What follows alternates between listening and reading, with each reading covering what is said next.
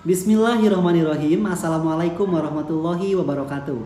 Saya Zahwa Pramudia dari kelas PMI 6C NIM 11940400132. Dalam video ini saya akan menjelaskan beberapa pertanyaan dari tugas UTS mata kuliah riset aksi dosen pengampu Bapak Dr. Rohmanur Aziz MAG.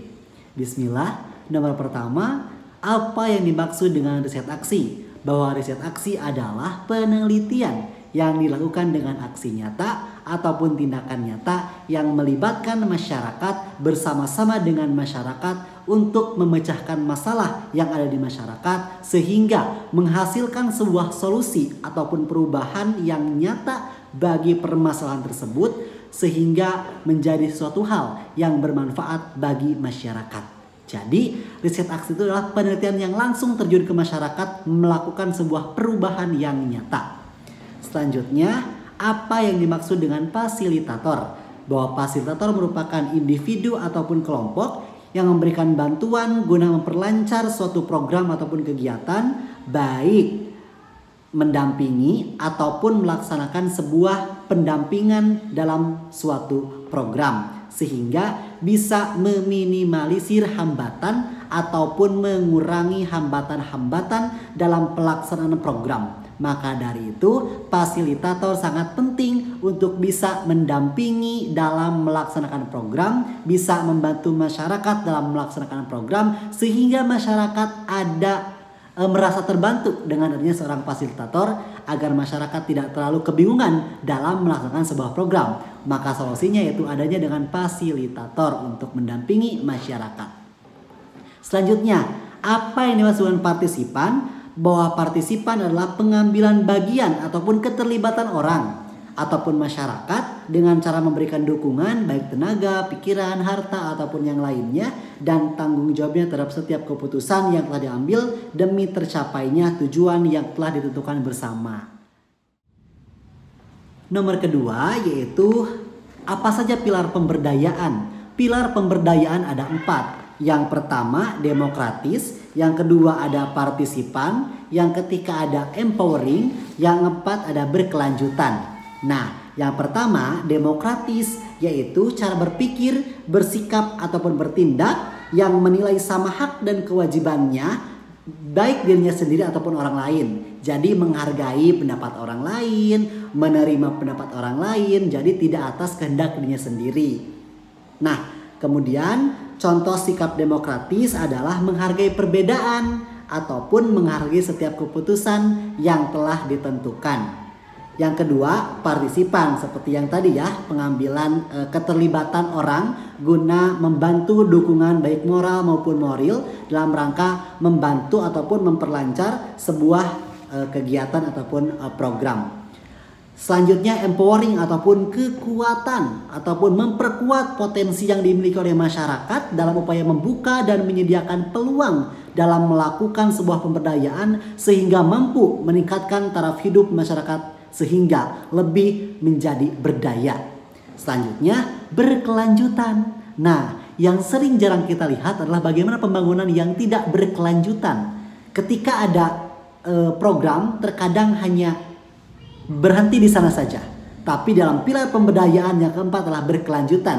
Bagaimana kita mampu melanjutkan program-program yang telah kita terapkan sehingga bisa terus dirasakan manfaatnya oleh masyarakat. Karena kan kehidupan dinamis ya Kak. Jadi tentu harus adanya sifat berkelanjutan dalam setiap program. Jadi jangan berhenti sampai di situ saja. Berkelanjutan agar manfaatnya bisa dirasakan lebih lama, bisa dirasakan oleh orang banyak dan terus dimanfaatkan oleh masyarakat. Yang kedua, kenapa relasi belajar riset aksi harus berdasarkan subjek-subjek? Tentu karena ini merupakan oleh, dari, dan untuk masyarakat. Jadi keterlibatannya tidak hanya kita selaku fasilitator, tetapi bagaimana masyarakat mampu berperan aktif dalam setiap melaksanakan kegiatan-kegiatan pemberdayaan. Karena kita dan masyarakat sama-sama belajar guna melakukan sebuah perubahan dan aksi nyata terhadap permasalahan yang ada di lingkungan masyarakat. Karena pada dasarnya pemberdayaan itu bagaimana memampukan manusia ataupun memampukan masyarakat agar ikut terlibat, membangun dan mengembangkan lingkungannya sendiri. Jadi mengapa subjek-subjek ya seperti tadi masyarakat ikut berperan aktif. Jadi tidak ada objek, jadi semuanya ikut terlibat ya. Tidak menunggu tapi semuanya ikut beraksi ataupun ikut melaksanakan sebuah tindakan di dalamnya. Selanjutnya jelaskan 3 teknik dari 8 teknik fasilitasi. Yang pertama ada pembuatan peta ataupun mapping, yang mana teknik ini biasanya digunakan dengan meminta warga ataupun masyarakat setempat untuk membuat peta desa. Agar apa? Agar terlihat sebaran-sebaran penduduk, lokasi-lokasi di wilayah tersebut. Agar apa? Karena kan ketika kita melakukan sebuah penjelajahan misalkan, kita tentu harus tahu medannya seperti apa. Maka dalam pemberdayaan pun kita harus tahu petanya seperti apa, lingkungannya seperti apa, lokasi-lokasinya seperti apa. Makanya pemetaan ini sangat penting seperti itu. Selanjutnya, perjalanan eksploratif ataupun transek adalah penelusuran wilayah melalui perjalanan di daerah pedesaan bersama perwakilan masyarakat. Jadi ketika sudah dipetakan, sudah ada petanya, kita langsung lihat ke lapangan agar terlihat permasalahan, potensi, kehidupan masyarakat sekitar. Karena ketika kita ingin melaksanakan sebuah pemberdayaan kepada masyarakat, kita harus merasakan ruh bersama masyarakat tersebut. Maka dari itu transek ini sangat penting. Bagaimana kita bisa memantau di lapangan situasi dan kondisinya seperti apa, seperti itu.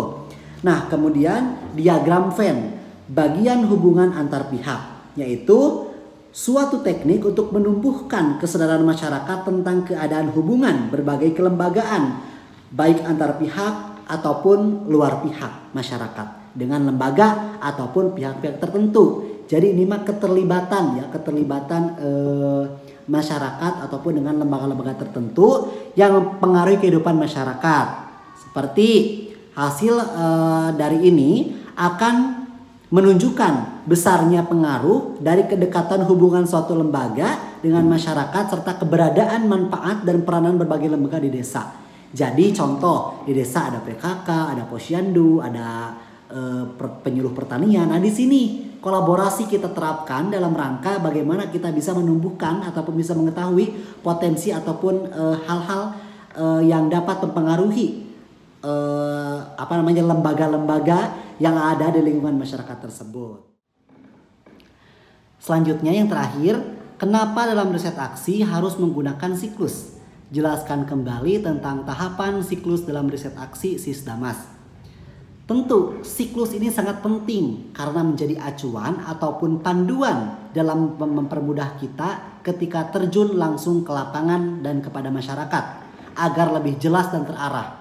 Jadi ketika kita sudah mempunyai panduan ataupun acuan yang jelas, maka kita akan tahu, oh sekarang kita melaksanakan tahapan A, tahapan B, tahapan C. Sehingga apa? Sehingga esensi ketika kita di lapangan tercapai, program kita terlaksana dengan jelas, berikut dengan tahapan-tahapan yang kita lalui. Karena ketika kita meniti sebuah tangga pun tidak mungkin kita langsung naik ke tangga 10. Kita harus meniti dari tangga 1, 2, 3, 4 ataupun selanjutnya. Begitupun dalam siklus ini, dalam melaksanakan riset aksi Sisdamas, kita harus melaksanakan sebuah tahapan-tahapan dalam siklus agar tercapai tujuan dalam kegiatan riset aksi yang kita lakukan dalam masyarakat.